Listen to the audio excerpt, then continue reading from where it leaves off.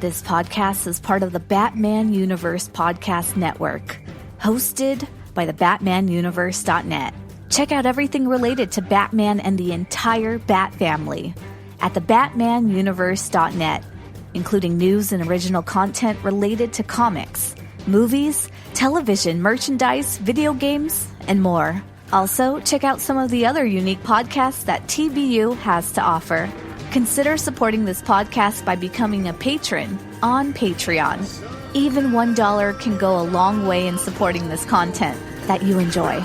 Look for a link over at the BatmanUniverse.net to offer your support now.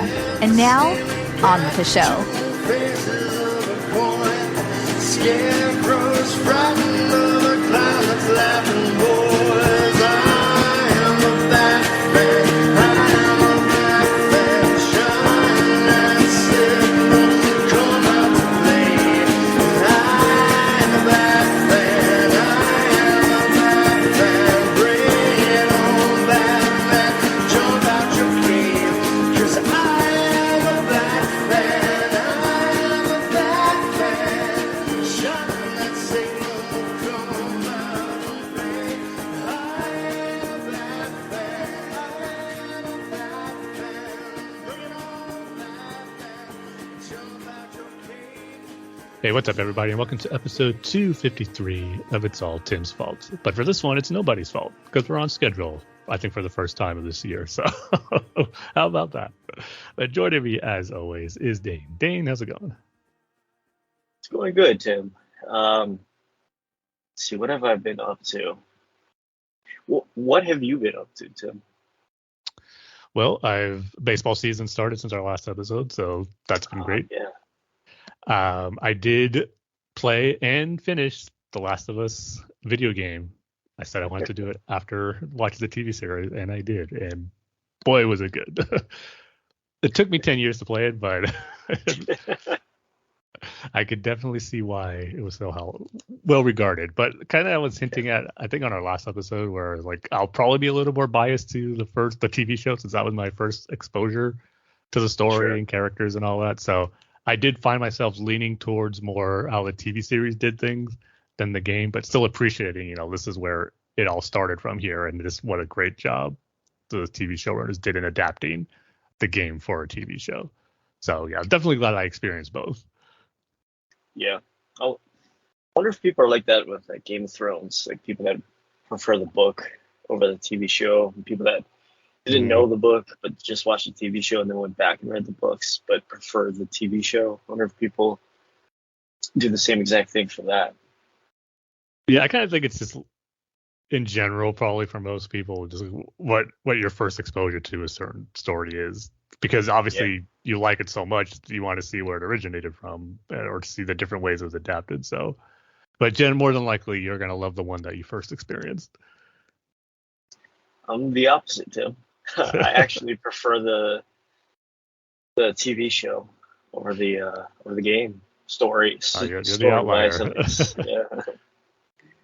Not now. You have to play part 2, and the controversial part 2. It's probably going to be a while, because knowing me, I don't think I'll have a beaten time before Jedi Survivor comes out, and that starts an onslaught of games like I'm going to be playing for most of the rest of the year, to be honest. But there is, because I know the big controversy in it, but I did forget one aspect of it that you told me when I was kind of looking at like things on it. It's how you actually play as Abby in that game, where that's like a big part of it, where they do the whole thing where they split time of who you're playing with, which I'm going to be honest is never usually my favorite thing when some video games do that, like established franchises.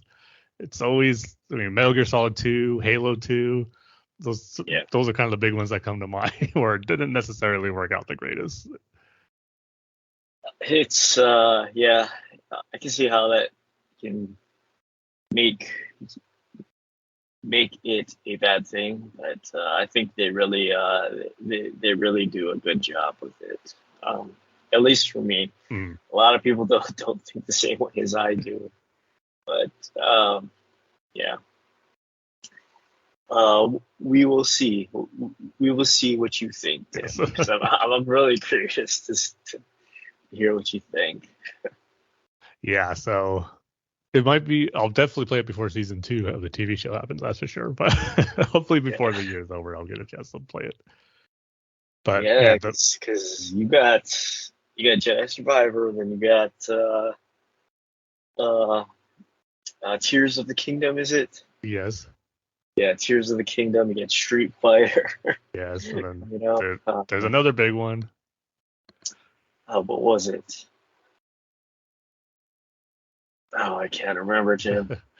It's something. It's great that I get my 2 favorite video game franchises come out in the same year, but when it's this close, it's a problem because Final Fantasy 16 comes out a month Oh, yeah. after Tears of the Kingdom. Yeah, you're right. Wow. And when does the Zelda game come out? May 12th, I think. Oh, Yeah, but it's May 12th. next month then. Yeah. But I Jedi see. Survivor comes out April 28th, so it's like only 2 weeks for me to beat that. You gotta rush through everything. I might have to just to get the stories. Yeah, just hit the big story points. Like- and Maybe I should even play it on easy. or I wonder if there's gonna be like a story mode, like the super easy mode. I might have to do that. I never ever do that for any video games, but this is an unusual circumstances. Really? Wow. Okay. Yeah. Yeah. You're gonna have to play it on easy and then get on the new Zelda game. That one is gonna be a little bit of a no for me.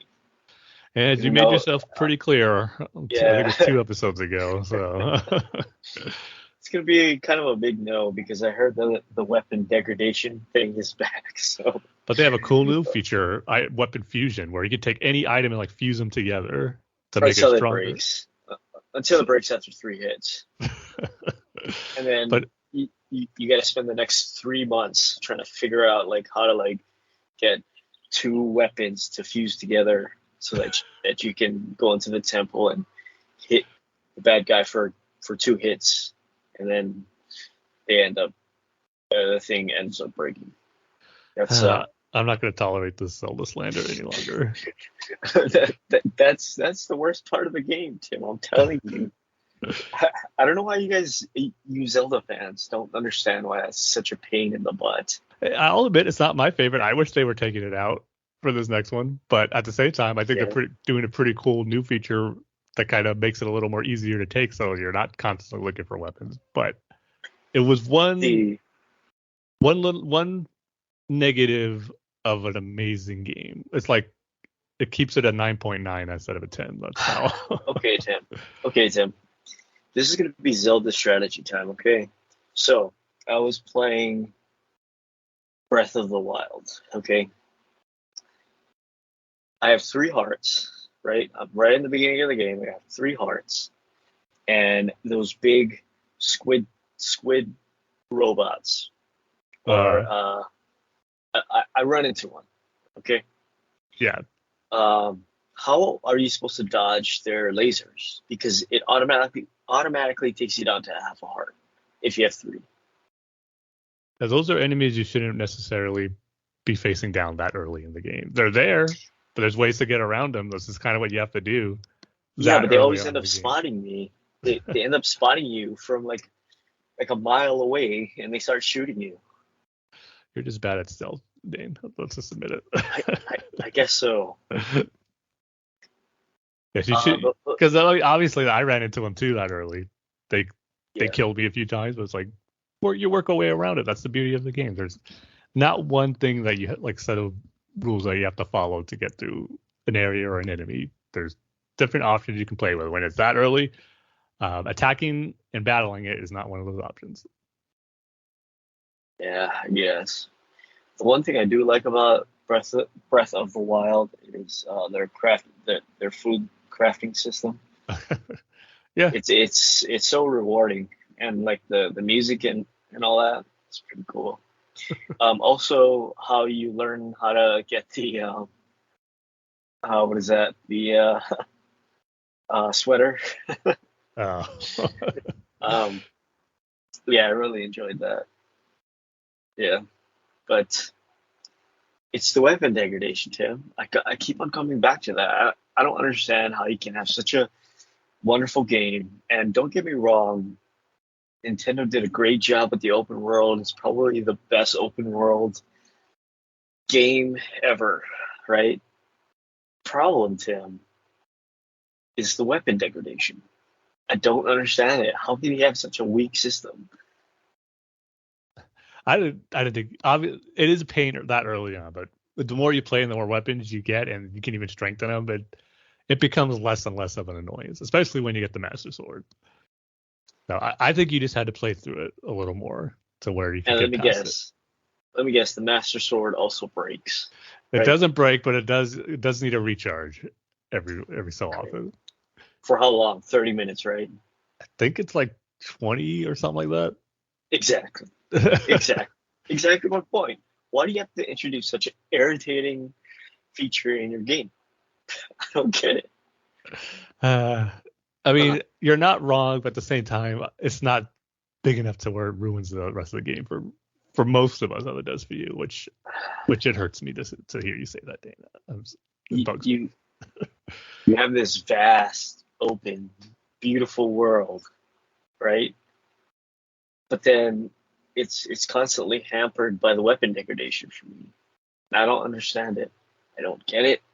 You know, the point of Breath of the Wild in an open world game is exploring, but you can't explore unless you have a weapon because there's enemies everywhere. And there's tons of weapons to be had too. It's not like you're very limited. That's the thing. One brings you got tons of options to choose from.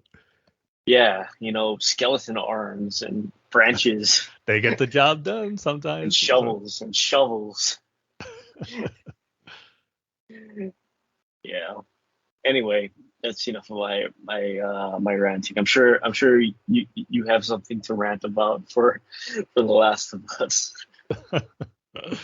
Not to the level of what you're saying about the weapons breaking in there. I mean, I was even saying how ammo, like in combat, ammo was the issue as far as not having a lot. But even kind of as the game went on, I had enough to where it was like I wasn't out most of the time as I kind of was early on in the game. Yeah. Making sure that was what I upgraded my weapons with the most, is the holding more ammo capability. Yeah, speaking of weapon degradation, that's how you do weapon degradation, like how it was in The Last of Us. You do upgrade. It was a nice way of doing the upgrades in that, but you upgrade your weapons too in Zelda. I mean, it's not like it's not there. Damn, I just can't do it. Can't. I can't. It hurts me, Tim, because I know everybody's excited about not Breath of the Wild, Tears of the Kingdom. But it just breaks my heart, Tim. Breaks my heart. You're going to be missing out, all because of your petty resistance to the weapon degradation. Yeah. Also, I know you can extend it with the stamina. The stamina bar. Mm. It gives me anxiety when I'm climbing up something, which I guess it's supposed to do. Yeah, exactly. Yeah, that's part of the fun. Yeah. Same thing when you're doing the glider. When you jump on the glider, and then you're like, oh no, do I have enough stamina to clear this lake, or do I have to swim? Yep. You better make sure. So I guess no matter what I say and how much I praise, I'll probably more than likely give Tears of the Kingdom. It's not going to sway you to give it a shot just because of the weapons. Yeah, no, not really. Plus, too, I really want to see how that game runs on the Switch before the regular Switch. I'm not talking about like the OLED one or the what have you. But I'm really curious to see if it runs in 60 frames per second. Yeah, to be honest, I haven't heard if it is or not. Yeah, I hope so. They're probably doing the whole PS5 thing where it's like, do you want to go on performance or do you want to go on picture or whatever? I don't think the picture Switch is quality. not powerful enough to where it needs to do that, like the PS5 and the Xbox Series X. So I don't have to worry about that. Yeah. Anyway, that was my Zelda rant for this episode. That better be the last. Well, let's see if you have anything to rant about this minute for Lord of the Rings: The Fellowship of the Ring, as we're still making our way. Actually, we're into the 40-minute mark now. We hit that milestone last episode. So for this one, we'll be going from minute 40 to 41. So as always, you want to grab your VHS copy, your DVD copy, your Laserdisc copy, your HD DVD copy, your UMD copy, your Blockbuster membership video copy, your Netflix membership physical media copy, your DVHS copy, and as always, our DVD or VHS to DVD converted copy from your PC. So if you have all those and you're ready to begin, I'll give the countdown. As I'm sounding like a commercial or something, telling everybody to grab their different products. But Dane, are you ready?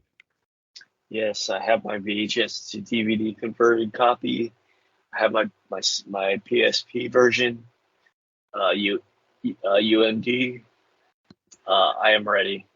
I'm gonna dual screen it. You're putting us all to shame. How you're viewing it. Okay, so 3, 2, 1, play. As Gandalf tells him how he looked for Gollum first, which obviously, as you're seeing right here, we're getting a glimpse of the Mordor orcs torturing Gollum. But how cool it would have been to see that where Aragorn and Gandalf were out there searching for Gollum. Those aren't Urukai, aren't they? No, not yet. Those are just regular orcs. This poor guy. Oh no. Oh, he lost his head. And one of my favorite gifts to use, as Gandalf says, "Don't tempt me, Frodo." When there's something I want to buy, someone tells me to buy it, but it's too expensive.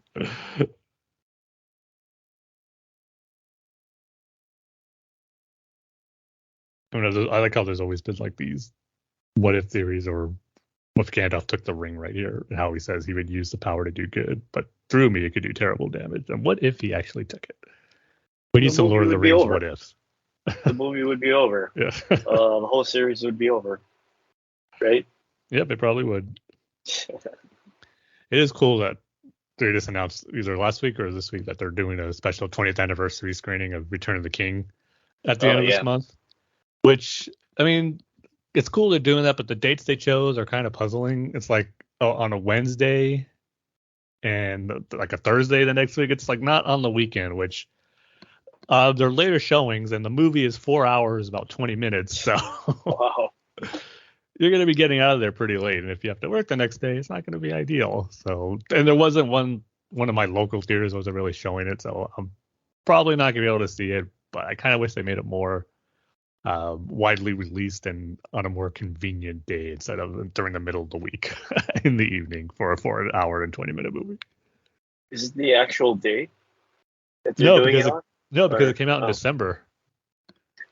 It came out in December? Yeah. Okay.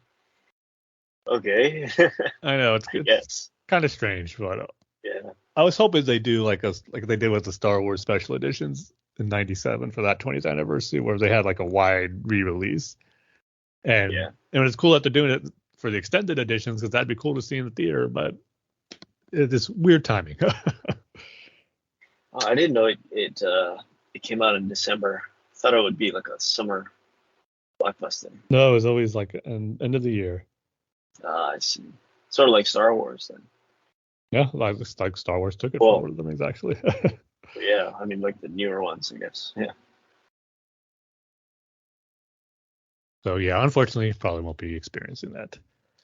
But we will be experiencing some other movies this year. Actually, I mean, I was hoping to see it before I did this episode to talk about it, but I will be seeing the Super Mario Brothers movie later on today, pretty much after we record this episode. So I'll be curious to see how I have a feeling I'm really going to like it. I know it's not getting the best reviews, but for a lot of people that I've seen and follow, or it's like big time old school gamers, like they love it. So I think it's targeting a specific audience, and I think I'm one of those targeted audience, so I'm probably gonna love it.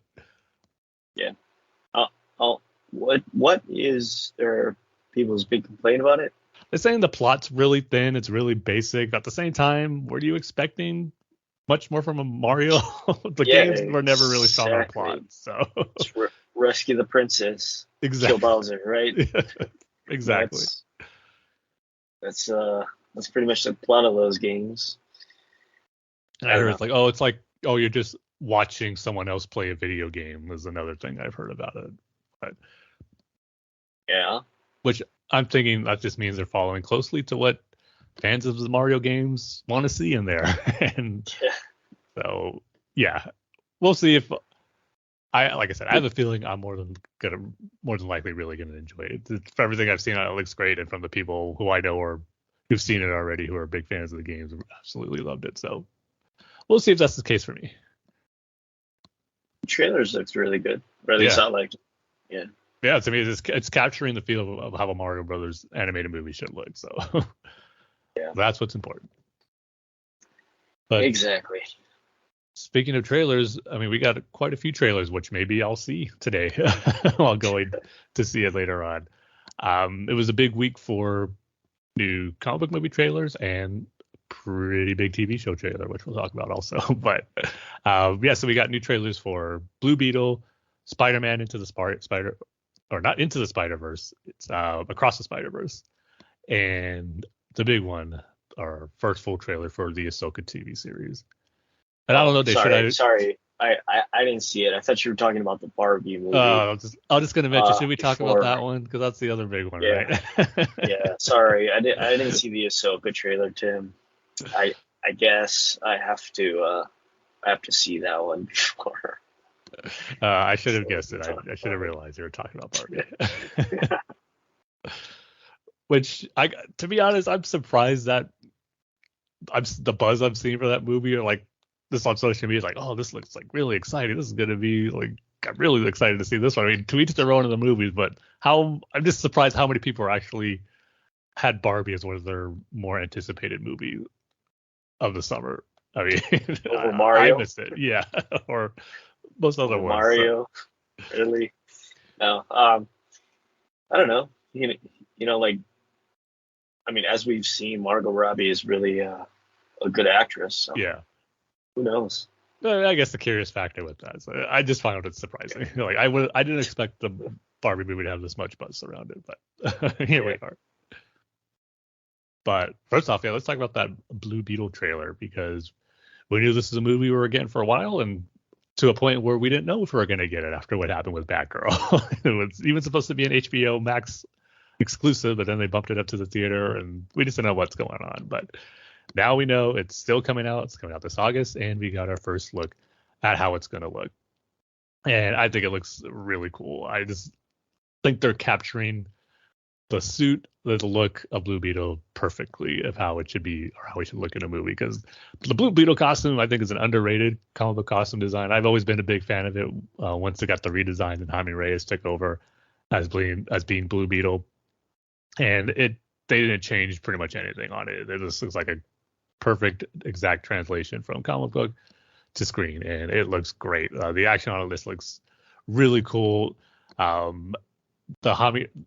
Focusing on Jaime Reyes' story with his family, looks like it's going to be fun. The one thing little concern I have about it while watching the trailer, because this is something where I find to be cheesy when it's done in movies, where it's like you have the hero, you have this family of supporting characters, and I do like how they're doing it where they find out right away, so we don't have to kind of do the traditional superhero story or just story trope where he's trying to hide his identity from his family members and make all these excuses. So I do like how they know already.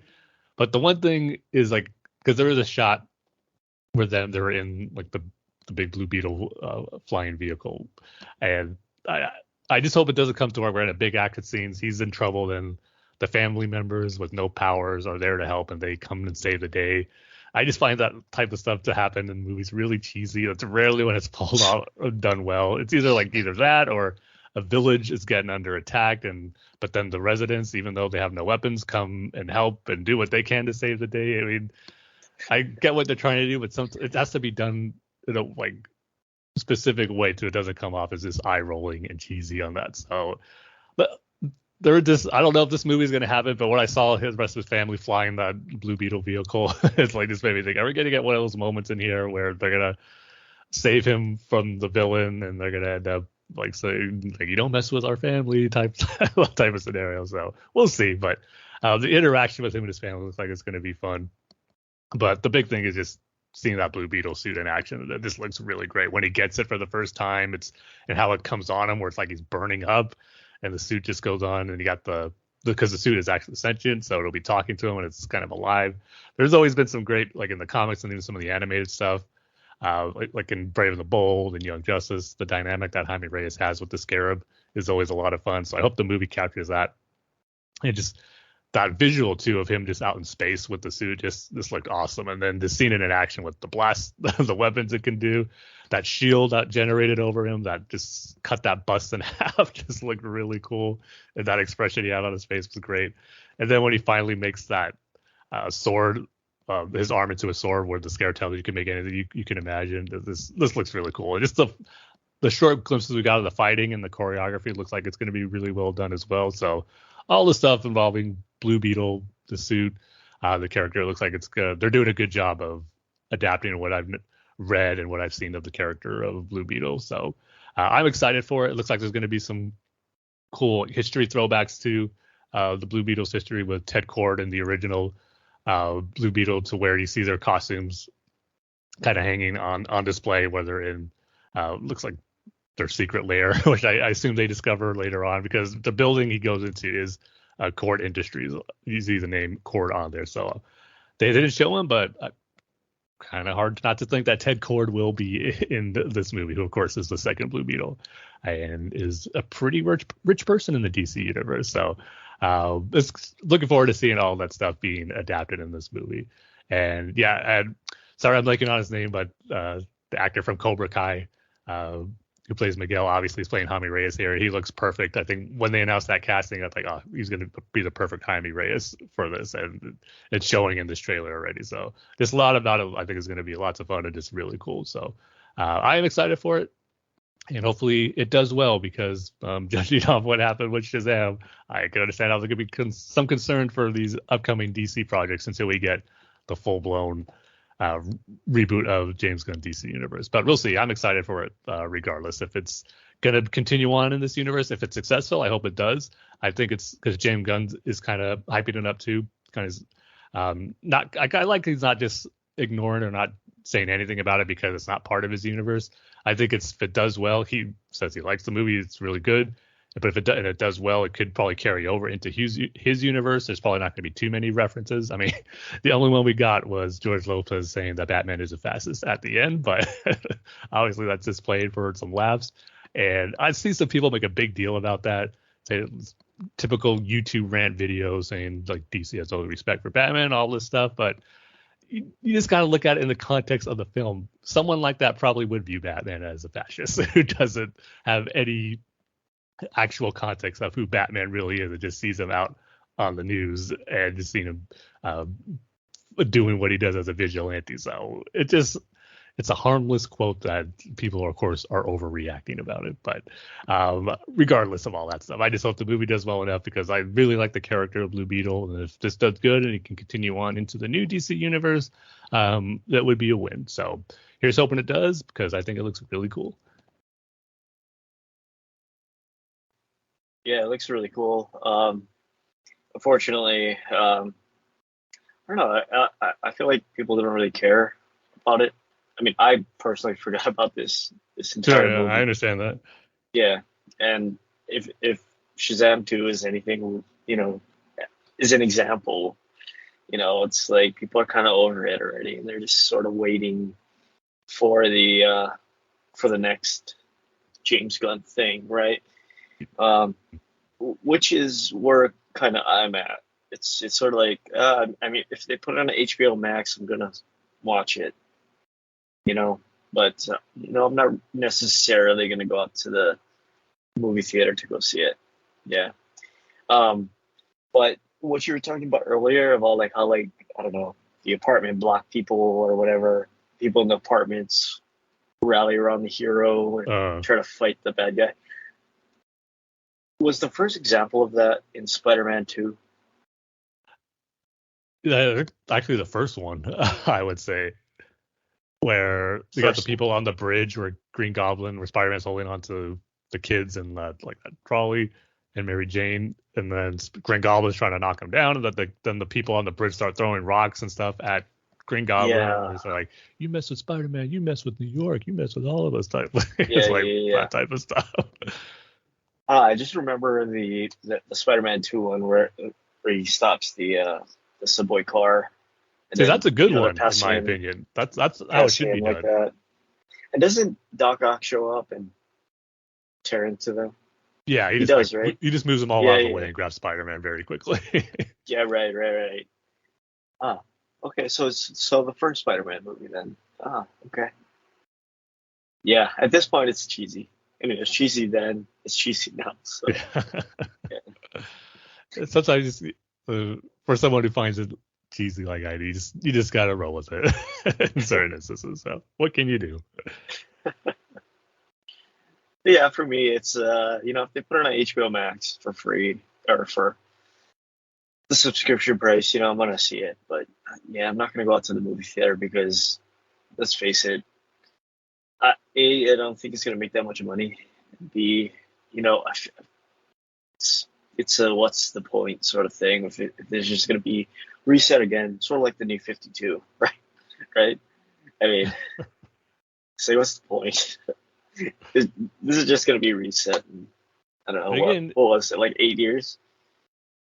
Shorter than that? 6 years. Yeah. The last of 6 years. Yeah. No, wait, 5 years. Because it started in 2011 and Rebirth happened in 2016. So, yeah, 5 years. Oh, wow. 5 years. Yeah. So, for me, it's what's the point?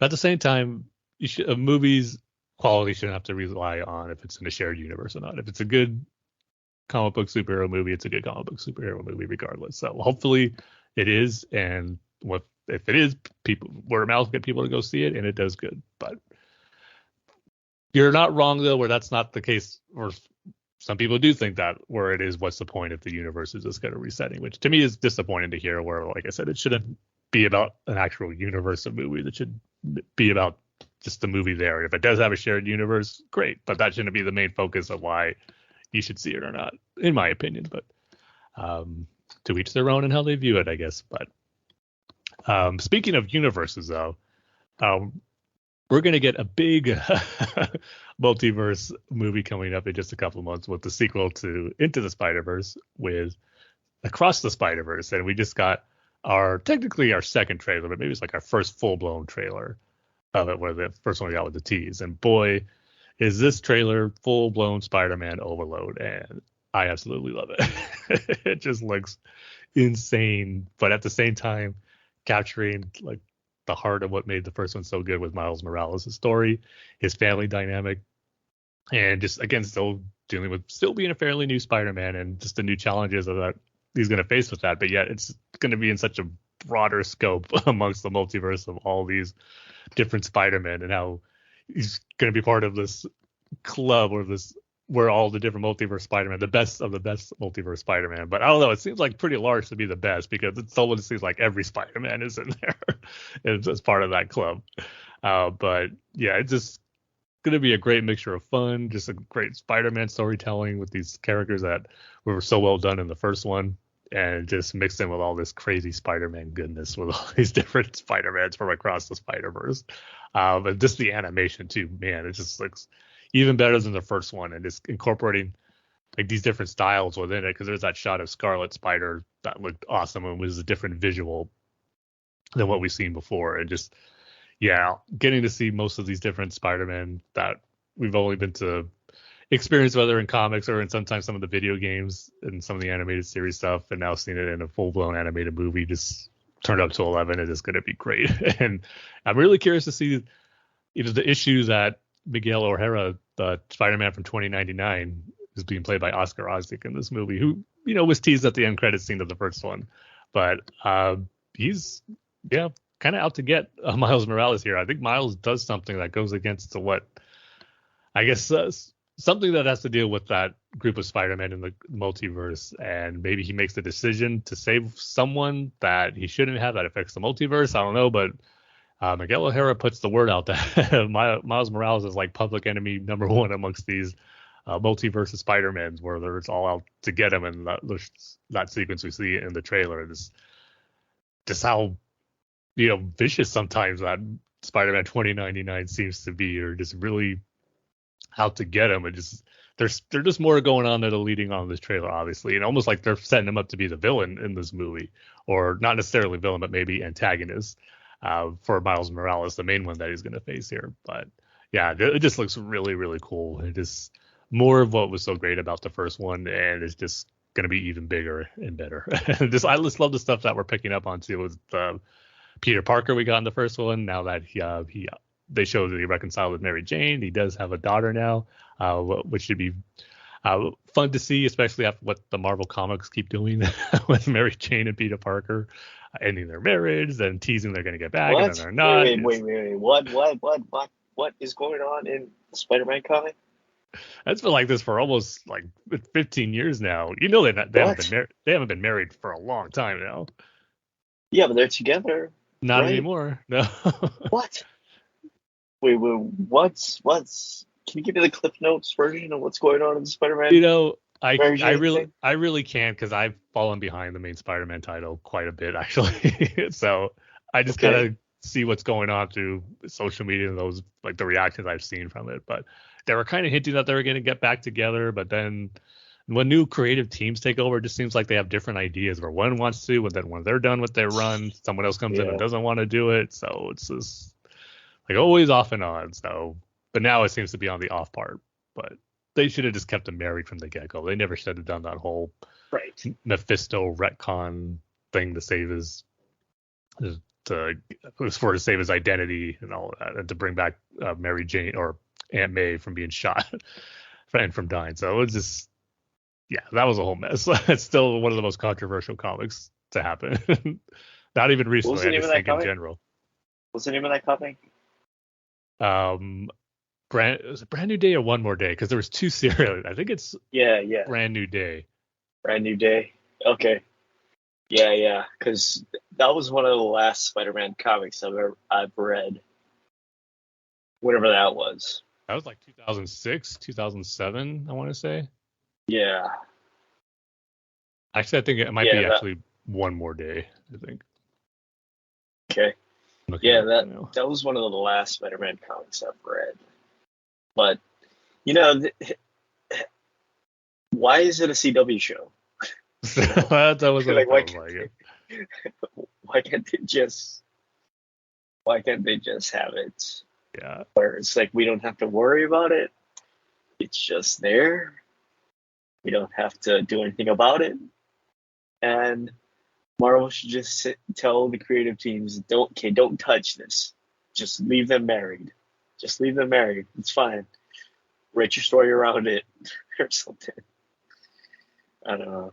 Yeah, so it was One More Day, and it came out in 2007, so a year off from what I originally thought. But it seems like this Peter Parker in Spider-Verse is the kind of Peter Parker we wish was still going on in the comics with Mary Jane, and how they had a kid. Because there have been some cool Elseworld stories where they do have a kid in the show what their diet, like his life as Spider-Man is with that. It's a lot more interesting than the off and on again relationship that they currently are going through.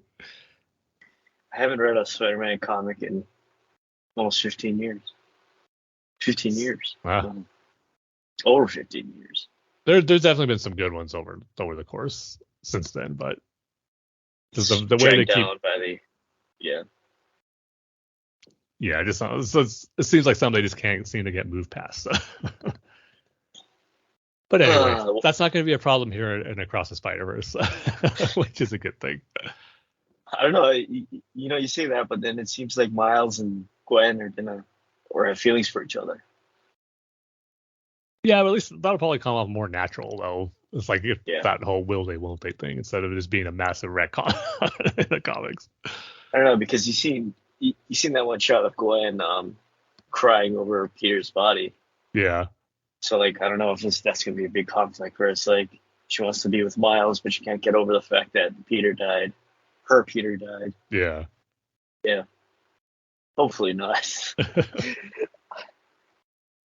But yeah, I'm really looking forward to this movie. This movie and, of course, Mutant Mayhem, because they both look the same. And they both star characters I like. Exactly.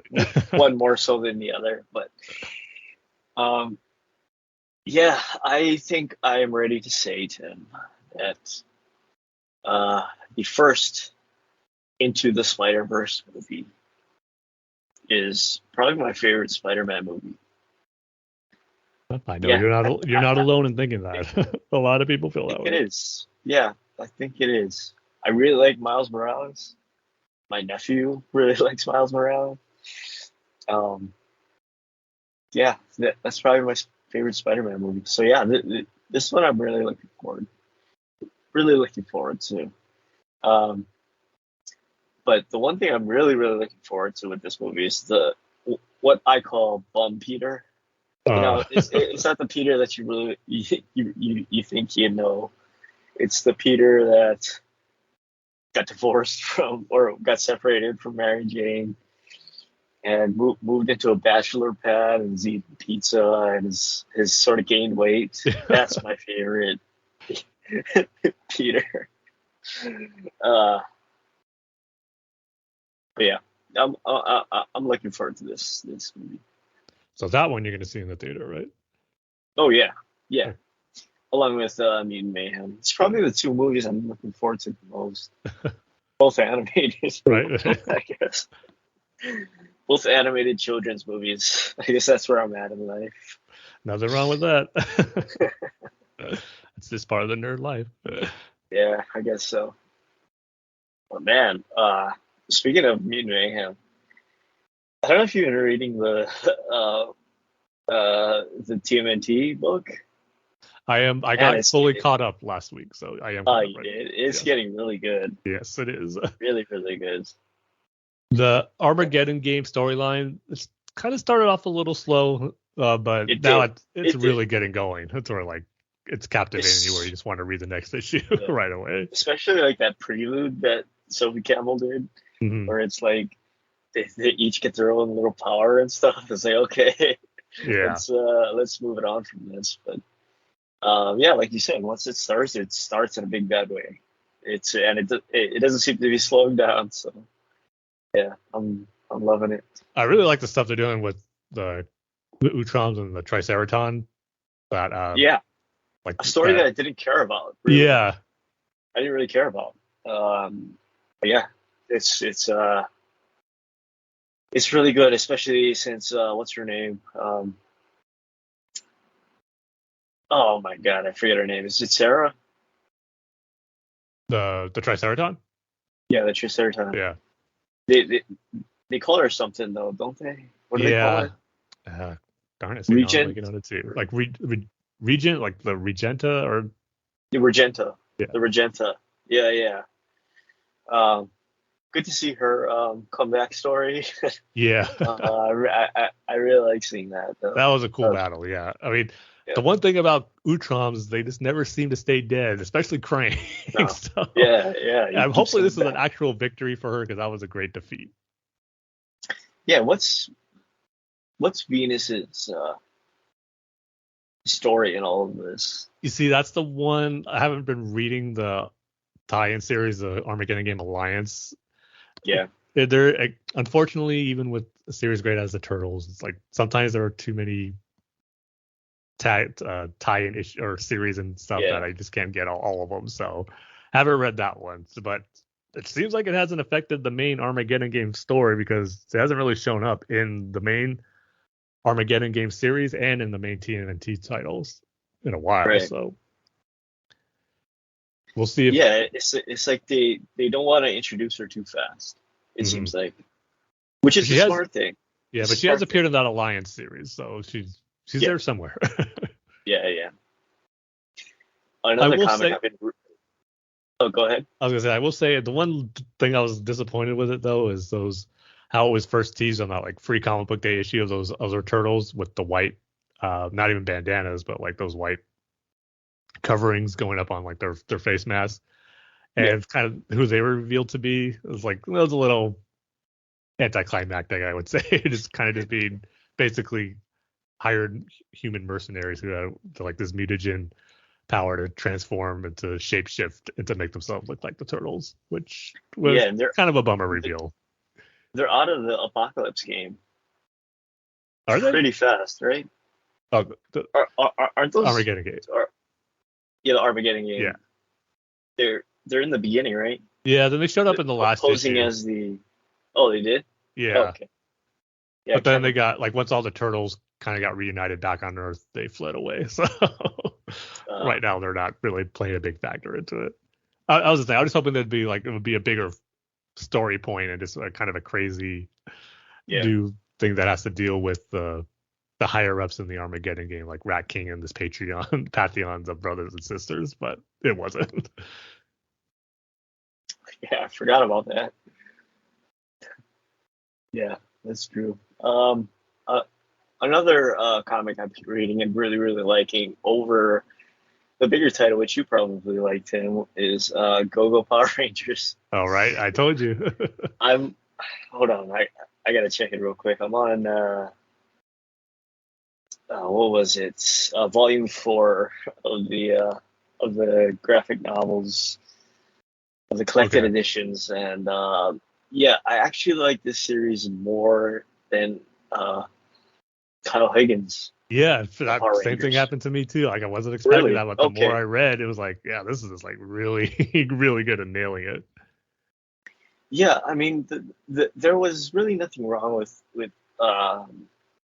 maybe I was overhyped on it, just from what you've been telling me, but I don't know, there's just nothing wrong with the Higgins run, but I just felt like, and I guess they expected you to have watched the series and know each Power Ranger story and everything, but I felt like it didn't really stick with, the personal stories of the Power Rangers. It was just more of them just going off into the universe and fighting guys and saving the universe over and over again, which is all right because that's what they do. That's what the Power Rangers do. But like, yeah, as someone that didn't really watch the television show, doesn't really know the Power Rangers backstory, and I don't really care to watch the television show. I don't know. It was a little confusing to me because I had no idea how the Green Ranger sort of fit in, how Tommy sort of fit into the group, where he was from, who he was, how he got his powers, why is he Green Ranger. Same thing with that sword. I forget its Sword name. of Darkness. Yeah, the Sword of Darkness and the White Ranger. Yeah, I had zero context for that. So, yeah, I don't know if it's my problem or if it's the series problem, but it's probably my problem because I don't really know the backstory of these original Rangers or any Power Rangers at all. Besides that 2018 movie. That's the extent of what I know about the Power Rangers. So like with Go-Go, it's slower. It actually like shows that these teenagers have lives and they have circumstances in their lives. Seems like something's wrong with Jason and his dad right now. Not sure how that shakes out, but I am interested and I am reading it, and I really really like the Go-Go Power Rangers more than I like that big series that you're talking about, Tim. So yeah, I'm really enjoying that. Yeah, I kind of figured that would be the case because it does really dive into more of the lives of the different Rangers and how they're coping with being Power Rangers like so early on, right when they get those powers, which is really cool. And how great are those variant covers at the end where it's like different album covers that they're doing? I love those. Yeah, they are. I was like, what is this? Like, did they just do like, you know what? Just do a movie poster or an album cover or whatever, you know. Yeah, my favorite one is when they do Weezer's Blue Album, and no doubt Tragic Kingdom with Rita on the cover. Wow, those are great. But yeah, I've been totally enjoying Go Power Rangers in between Ninja Turtles whenever it comes out. Tim, I hate to break your heart. Oh no. It's hard for me to get into Last Ronin, Lost Tales. Is that what it's called? No, it's the Lost Years. Oh, dang, that's for Lost sure Years, you'd like yeah. it. It's so good. It's sort of. Again, I thought it was going to be about those new turtles. I don't know if it's because of what you said, but I mean, it is. But then they're flashing back and forth between Mikey the Last Ronin and the new turtles. But it's not really. But I don't everything's know. so. I'm gonna I'm give it loving another the shot. dynamic of those new turtles already, and the new stuff we're getting with Mikey during that time is fantastic. And Yeah. just more of the great stuff in the Last Ronin. I'm really shocked that you're not into it. Yeah, I'm not really into it, Tim. I'm sorry. Yeah, that one baffles me. Yeah, I'm sorry, Tim. I didn't mean to break your heart. First Zelda, now the Last Ronin Lost Years. It doesn't They're mean all for two today. it doesn't mean I'm not a fan of the Last Ronin. I really love the Last Ronin. It's just I know that. It's just we're just getting more of that great stuff, which is why I can't believe you're not thinking it. yeah. I The don't stuff know. we're getting Mikey during this time, like I just love how we're getting more into his head. And the first time, like the ghost of his brothers first popped into his head and how he dealt with that, Yeah. like that was fantastic. Yeah, I don't know. For me, Tim, I hate to hit you over the head with this, but it feels like it's going back to the well too many times. I have to disagree. Even though it's only one time. I don't know, Tim. I'm sorry. But I do like Go Power Rangers, which you recommended to I me. did So so. 1 for 2 of my yeah, there is recent that. recommendations for you.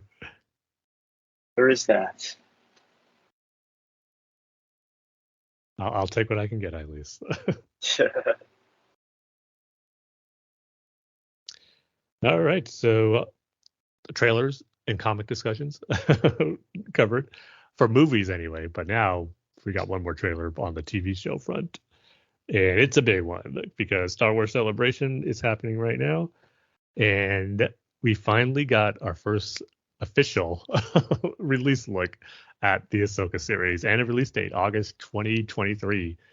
And boy, Dane, does this look like everything I was hoping it would be. First off, Yes, it came. does. Since it's in London, the time's all different. So when we're getting this stuff, so I think it premiered like at 3 or 4 a.m. in the morning yesterday. So that's where I wanted to watch it as soon as it came out. So I did wake up briefly during that time, check my phone, and saw it was up. Okay, I'll watch it, and then Oh my try god. to go back to sleep, which was a little difficult seeing how amazing it was. But man, it did not disappoint. Just the look and feel of it, of the characters from Rebels being brought back, Sabine, Hera. We saw Zeb in last 2 episodes ago of The Mandalorian, who looked great. So I have a feeling he'll show up here too. And just the story that we're going to get here is going to be so good. Everyone seems to be bringing their A game on this one. There's just something about this show and the series so far that was shown in the trailer that just looks really special, and diving more into one of my favorite elements that was introduced in Rebels, which was the world between worlds, where Ezra goes into that kind of, like I said, world between worlds in the midst of the Force. And there was a shot in the trailer, I forgot where Ahsoka, where we see that same background surrounding. It's not as dark. It's a little more like darker blue than just pitch black as it was in Rebels. And it's not just an open space. You can see like she's on a ground level there where she's talking to a new character. His name is Balin, played by Ray Stevens, who's, we don't know his story just yet, but he has a red lightsaber. So Inquisitor, just dark side user, ancient Sith. That's when you're in the world between worlds. You can pulling maybe from different eras. So who knows? There's this at the panel, Dave Filoni wouldn't say anything as far as the villains or the antagonists of this series are going to be. And then also, but it looks really great. There was that shot of Ahsoka igniting her lightsaber with the background of that scenery of the world between worlds that just looked fantastic. Where it was one of those shots where when the series was announced, it's something that I pictured maybe seeing in this show, and the fact that they pretty much took it out of my head and put it in this series and in this trailer, it was just awesome. It just looks great. And of course, we got this tease of Grand Admiral Thrawn, just the back of his head, but it was announced today at a separate panel where Thrawn is being played by Lars Mikkelsen, the one who voiced him in Rebels, so that's cool. They did show an extended trailer where people actually got to see Thrawn in this one and how he looks. There is a leaked bootleg version, like a screenshot of it, floating around out there, so you might be able to see for yourself. But Thrawn is looking great, and it's going to be cool to see what they're building that up into telling the canon version of the new version of the Heir to the Empire story. It looks like. I mean, Ahsoka even name drops that in the trailer. So just a lot of stuff to be excited about with this. It just looks fantastic. And you put that with the news that Dave Filoni is going to be directing his first movie. That's going to be kind of what used to be an event series they're going to do that culminated the story of all these Disney Plus shows set in this era. But now it's going to be a full-blown movie, which is awesome. So just a lot to be excited about with this trailer and going forward what we're going to get in the future. So I absolutely loved it. I cannot wait. August can't get here soon enough. Yeah, it looks really good, Tim. I'm not going to deny that. It's, I don't know. Ahsoka is probably my favorite character in Star Wars. And, for me, I just want to see her in live action. I mean, that's, if you could do that, that's enough for me. And they already did it with what do you call, the Mandalorian? But yeah, for me, I just want to see Ahsoka again, and Hera, and Sabine, and probably Kanan. I mean, let's face it, he's gonna probably be in there, at least voice wise. Yeah, for me, that's the big thing. And was that really Ezra in that That holo hologram. projection? Yeah, it was him. Yeah. Yeah. Yeah, that was right. Okay. Yeah, and Ezra again. That's the main thing for me. I mean, I know people are talking about like how you're saying about the world between worlds and stuff like that, but for me, I just want to see my favorite characters again. It really makes me want to go back and watch Star Wars Rebels again. Yeah, which I think I'll probably be doing before the series premieres in August. Now I got a set time to make sure I do that. So they didn't give a date; they just said August, but hopefully it's early August. But more than likely August 31st. Yeah, something like that. But yeah, I can't wait for this show, Tim.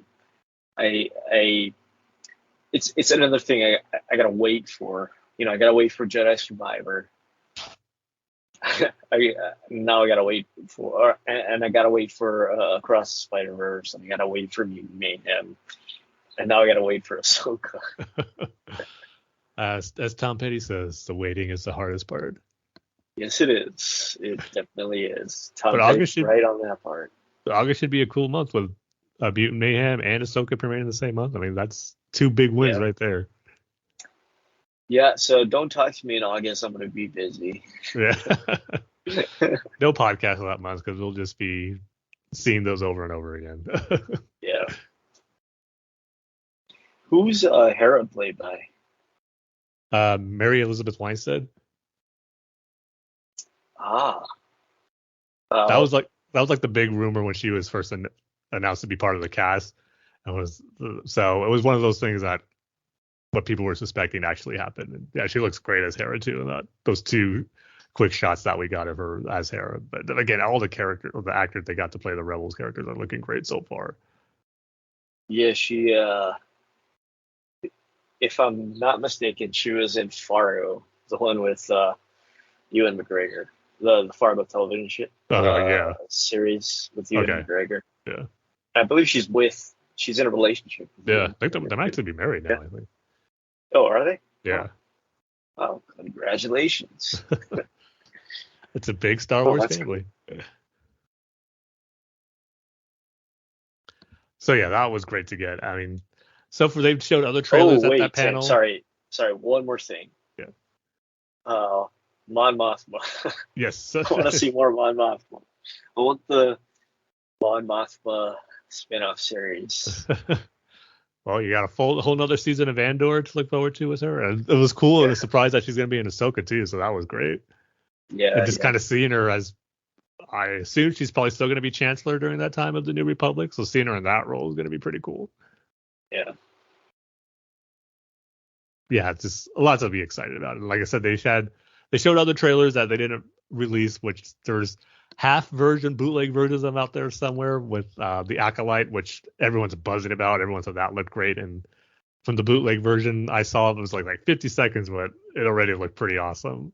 And then Star Wars Skeleton Crew, which is going to be the one that's focused on a group of kids. It's being kind of billed as like an old school Amblin 80s type kids movie, like Goonies and that type of stuff, which set in the Star Wars universe, which should be really, really fun. So that the glimpses I saw of that looked cool too, but everyone's raving about the Acolyte and how unique that looks, but still very Star Wars. And just the action on it, everyone says it looks really, really cool that we haven't seen before in a Star Wars TV show. So hopefully we'll get those trailers released sometime before this year is over. I don't think we're going to get anytime soon officially, but thank you for those who were still able to film and put it out there just to give us a small taste. Yeah, that Acolyte one really interests me.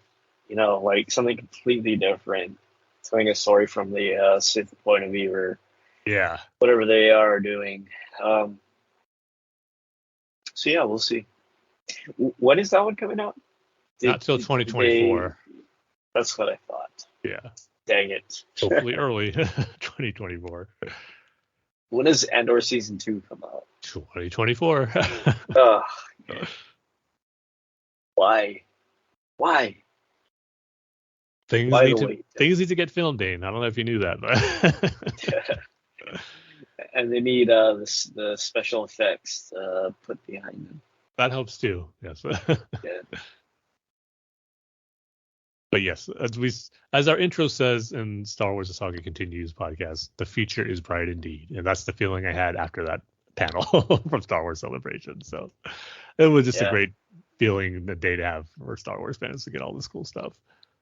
Especially after the last two.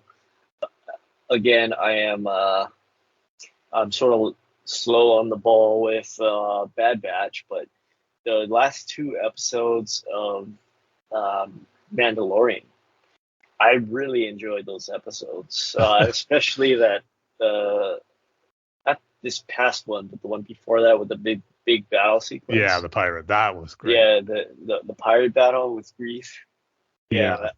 That was that's what the series needed at that exact moment. Big battle sequence with the Mandalorians. Yeah, that was fantastic. And in this past episode with Jack Black, that one was weird. He was great in it, and the weirder the better for me. I really liked it in that sort of utopian place with the robots that are malfunctioning, and Doc Brown being the culprit. Yeah, it was cool to have Christopher Lloyd in there. Yes. Yeah, I really liked it, and I understand the controversy. Like, oh, did Bo-Katan earn the dark lightsaber the right way? And yeah, she did. And plus, too, she looks cool. The one thing I will give the Mandalorian my one criticism is the fact that they allowed her to take off her helmet because it looks so cool as the complete thing. Yeah. But yeah, other than that, I don't know. I've been loving it. Just give her the dark lightsaber. Who cares? Well, I had some thoughts to say about that in this upcoming Saga Continues episode, but I will say I did felt how she got it, the reasoning. It felt like more of a technicality than it was earned to wield the dark saber, which kind of bugged me. Not gonna lie. I mean, it's cool she has it again, like you said. and she looks great with it. But just the reasoning, I mean, not so much for like Din doing it because he doesn't care. He wanted to give it to her in season 2. It's just the fact that I think the other Mandalorians are kind of accepting that when they don't really know the full extent of how she got it, or how Din says she got it. Because, like I said, it wasn't one at all in combat. She just picked it up on the ground, and Din didn't lose it. I mean, technically he lost it, but like during a combat or a challenge, no, he just got surprised and jumped and lost it that way. So it just, I don't know. I think if they was fully explained to the Mandalorians how it went down, they wouldn't really agree. But maybe that's all intended, and that's what's going to happen. Because it's definitely things are happening a little too easily for Bo-Katan for getting everything she needs to reunite Mandalore or to retake Mandalore and be their leader. So there's something big's going to go down these next 2 episodes that throws a wrinkle into that, and I think her getting the dark saber. So we'll see what happens in these next 2 episodes. But when that happened, I just felt like it's like a little too convenient here. Yeah, it is, Tim. It is. It really is, and you're correct. But I mean, let's face it. It's not the Mandalorian's job to be the leader of the Mandalorians. You know, it is not Din Djarin's plan to be the leader. No. And I don't think he wants to be. So I do like that story of reluctant heroes and leaders taking on that responsibility because they make the best ones, and that's kind of like the pathway I could see him going on too. But but let's just hand off that responsibility to Bo-Katan, because that's where her story is heading. Yeah. So I mean, I can see how you guys have a problem with it because it has to be like a big struggle thing. But I don't know. Let's get past it. Let's get to the Darksaber, and let's continue. Let's keep this baby rolling, Tim. Because we only got 2 more weeks, which bums me out. Season's gone by way too fast. Exactly. We gotta get the ball rolling on this finale. So let's go. Let's do it. And they did show next week's episode at Celebration for those, and people are saying it's awesome. So we got that to look forward to. Seems like everything is awesome when it coming out of the Celebration. Right. Well, they save all the awesome stuff for Celebration. So imagine if they showed this one at Celebration there. I don't think it'd have quite the same buzz. No, people would be like, oh no, she didn't get the Darksaber. She didn't kill somebody. Do you really want to see Bo-Katan kill somebody with a Darksaber? Is that what you want to see? Not Din Djarin, but yeah. Do you want to see Bo-Katan kill Din Djarin? Is that what you wanted to see? Technically, she doesn't have to kill him. We just have to yield. She didn't kill this guy. Well, then we need a technical. No, because people were complaining. Oh, she didn't kill Din Djarin because that's what you need to do to get the lightsaber. No, you just need to defeat someone. You don't need to kill them. If they yield, then that's it. People were going to complain about it, Tim. Why didn't she kill Din Djarin? Well, that's their problem, because that's not how it works. They're just picking out things out of their butts to complain about. So let's just give it to her on a technicality. It's all good. We love Bo-Katan. Everybody loves Bo-Katan, except for people that think she got the Darksaber by technicality. Well, that's technically true. She did get on a technicality. Yeah. There's going to be more to it, though. That's for sure. It's not going to be wrapped up this neatly. That's for darn sure. It was good to see the other Mandalorian, the other Night Owls. Mm-hmm. I guess former Night Owls, I guess you could say. Yeah. That guy, and then Sasha Banks. And it's always cool to see 2 Mandalorians duke it out for our leadership. Yeah. Yeah, it is. Yeah, so more good stuff's on the way. I guess by the time we do our next episode, the season will be over, sad to say. So yeah, we'll see how it all wraps up in 2 more weeks. I really got to get back on the Bad Batch train again. Yes, because the season finale was incredible. It was great. I'm on the episode where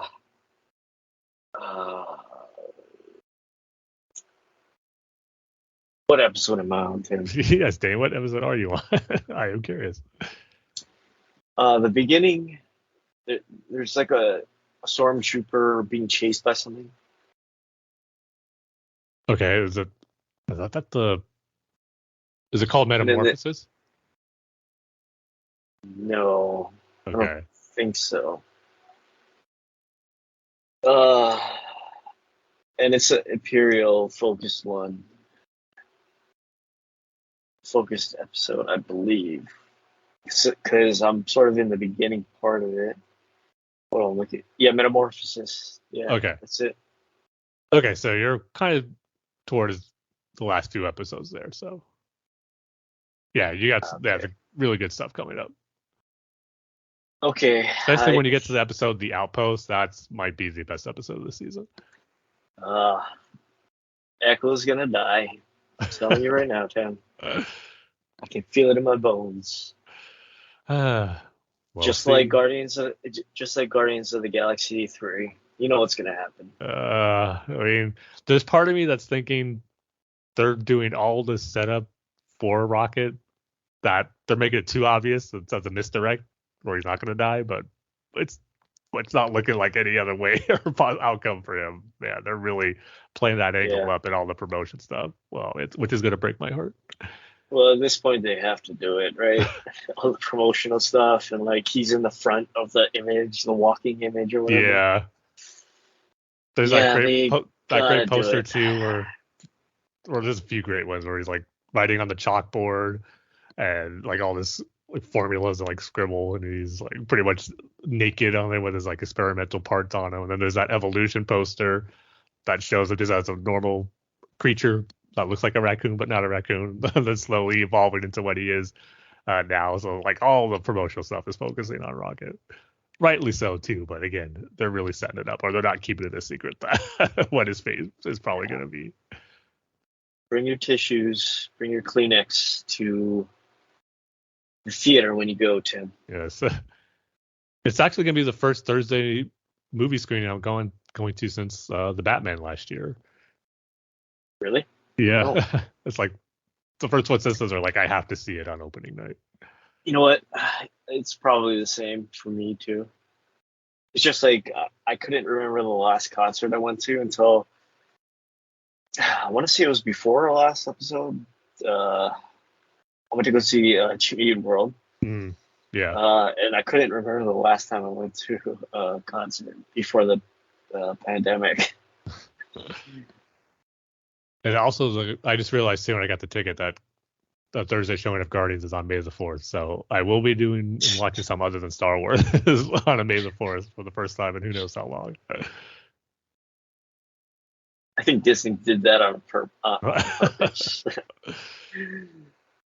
Just to mess with the Star Wars fans. It's like, because, most Star Wars fans are also the Marvel fans, and it's like, oh, but Guardians of the Galaxy comes out the same day as May the 4th, so yeah. Do all your Star Wars celebrating and viewing before your showtime or after, because they're earlier now. So yeah, we got all that stuff to look forward to in the coming weeks and months moving ahead. But with that, I think that's going to do it for this one. Unless you have any other random topics to throw at me, Dane.